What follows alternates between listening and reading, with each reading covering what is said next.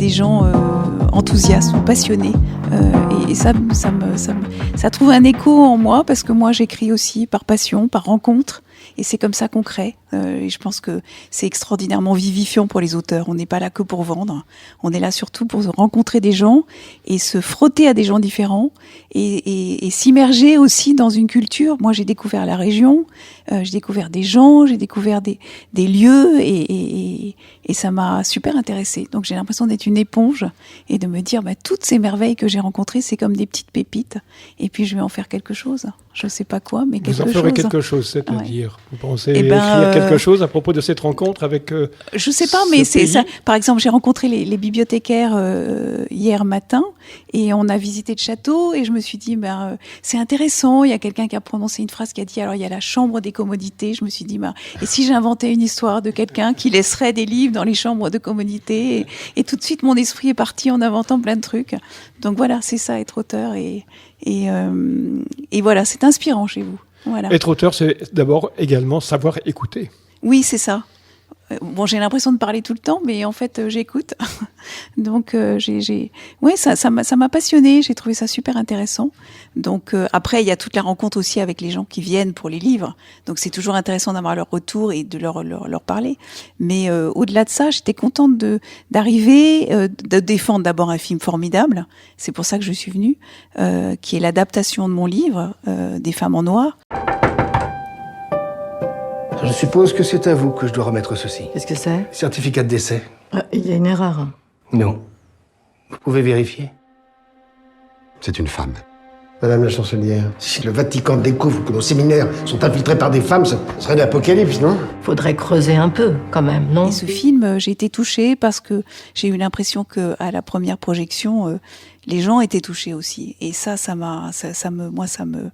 m'émeut parce que je trouve que c'est un beau film, c'est une belle histoire.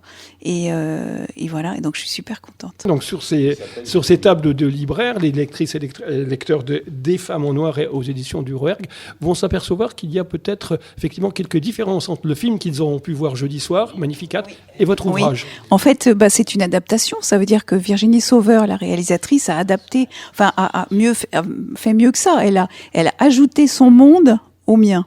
Et ça, c'est merveilleux parce que les choses se sont harmonieusement c'est deux mondes. Ça ne vous a pas dérangé ? Moi, non seulement ça m'a pas dérangé, mais j'ai été émerveillée parce que j'ai trouvé que nos deux mondes se rejoignent. C'est peut-être un peu présomptueux de ma part de dire ça, mais j'aime son monde et je pense qu'elle a été sensible au mien. Et puis on se rejoint sur beaucoup de valeurs, Virginie Sauveur, c'est quelqu'un d'engagé profondément. Moi, je suis quelqu'un d'engagé aussi, de façon plus discrète. Je passe par l'humour, mais je crois profondément aux valeurs de l'engagement, notamment dans le féminisme. Et voilà. Et donc, je porte ces valeurs-là. Et Virginie Sauveur aussi. Et on s'est rejoint là-dessus.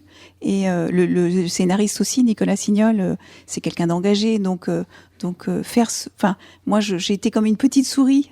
J'ai assisté à 2 jours de tournage et ça m'émerveille toujours. Et voilà. Donc c'est très beau et on avance comme ça. Ce féminisme auquel vous faites allusion, Anne-Isabelle Lacassaigne, c'est la place des femmes dans l'Église catholique.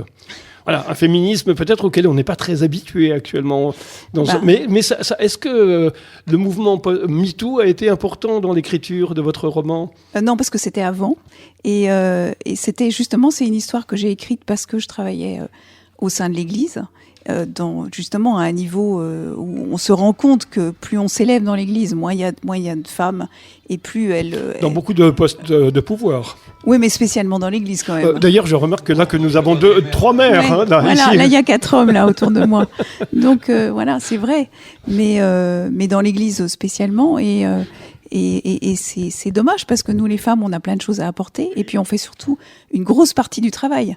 Donc faut pas oublier que ce sont les femmes qui transmettent, qui font le caté, qui font toutes les tâches de base. Le catéchisme. Ouais, le catéchisme. Et donc du coup c'est d'une certaine manière moi comme je dis si l'Église si les femmes s'arrêtaient dans l'Église serait à genoux parce que si on se mettait en grève l'Église serait à genoux. Et je pense que les femmes ont pas conscience de ça. et surtout de tout ce qu'elles peuvent apporter à un niveau supérieur. Parce que maintenant, longtemps, on s'est dit, il y a que les hommes qui font des études de théologie, donc c'est normal qu'ils soient à des postes de pouvoir. Et puis il y a la question du prêtre et de ce qu'il a c'est un sacrement pour être prêtre, c'est le sacrement de l'ordre. Mais les femmes ont beaucoup à apporter et je pense qu'elles ont, il faut qu'elles prennent leur place, quoi. Parce que ça serait bien qu'il y ait des prêtres aussi au féminin. C'est le sujet de votre livre. C'est le sujet de mon livre. Et ça serait, moi je pense qu'on a beaucoup de choses à dire.